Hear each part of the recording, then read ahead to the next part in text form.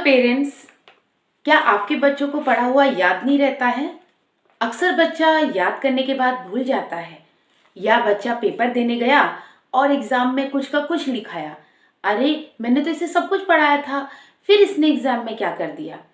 अक्सर यही क्वेश्चन आपके माइंड में आते हैं और आप परेशान हो जाते हैं कि हमने इतनी मेहनत की इसके पीछे और उसके बाद भी ये रिजल्ट। तो आज के वीडियो में हम यही डिस्कस करने वाले हैं कि बच्चों को पढ़ा हुआ कैसे याद रहे। कम से कम बच्चों को जो पढ़ाया है उन्हें याद तो रहे। तो चलिए शुरू करते हैं। सबसे पहले आप जब भी बच्चे को कुछ भी पढ़ाते हैं उसका कॉन्सेप्ट क्लियर करिए। कॉन्सेप्ट होती है एक समझ। अगर हम बच्चे को 1+1 2 बता रहे हैं तो वो 2 कैसे बना ये आपको समझाना चाहिए। जैसे कि आप 1 फिंगर निकालिए, फिर दूसरी फिंगर, दोनों को ऐड कराइए 2 2 1 ज़ा 2 2 2 ज़ा 4 कैसे है, ये कॉन्सेप्ट बच्चे को अच्छे से समझाइए, क्योंकि ये रिपीटेड एडिशन है। इसी तरह के बहुत से एग्जाम्पल हैं जिसमें कि बच्चों को आप समझा सकते हैं, बच्चों का कॉन्सेप्ट क्लियर कर सकते हैं। दूसरा, बच्चे को बार बार किसी भी विषय को कुछ समय के अंतराल पे या थोड़े थोड़े टाइम के ड्यूरेशन पे पढ़ाते रहिए।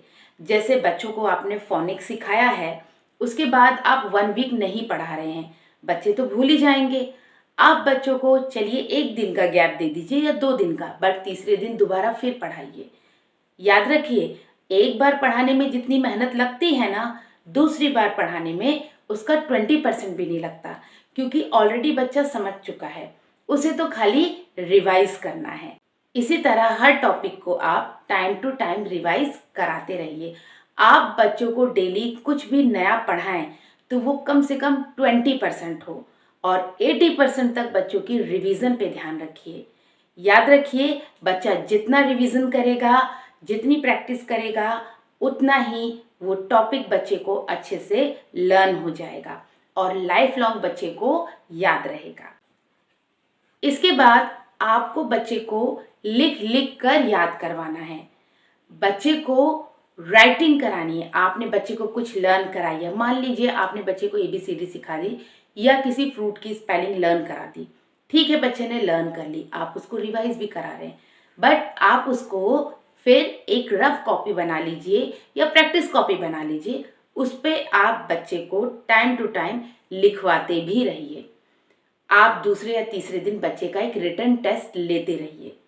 इससे माइंड और हैंड का कोऑर्डिनेशन बनता है और टॉपिक काफी समय तक बच्चे को याद रहता है। आपने प्रैक्टिस कराई, आपने रिटन वर्क कराया, और अब है आप बच्चे की डाइट पे खास ध्यान रखिए। देखिए, बच्चे खाना नहीं खाना चाहते हैं। अगर बच्चे आराम से बैठ के खाने लगें तो वो बच्चे ही क्यों कहलाएंगे। इसीलिए आप बच्चों को कैसे भी करके समझा कर, थोड़ा थोड़ा करके, थोड़े थोड़े टाइम पे, और उन्हें कुछ न कुछ हेल्दी खिलाते रहिए और उनकी डाइट में फ्रूट्स को ज़रूर शामिल कीजिए। बच्चा फ्रूट खाना नहीं पसंद करता तो उसको फ्रूट जूस पिलाइए और बच्चों की डाइट पर ध्यान रखिए। आप इन तरीकों को अपनाइए और देखिएगा बच्चों में ड्रास्टिक चेंज आएगा और आपका बच्चा पढ़ा हुआ काफ़ी समय तक याद रख पाएगा। आई होप पेरेंट्स, आपको इससे काफ़ी हेल्प मिली होगी। Goodbye everyone.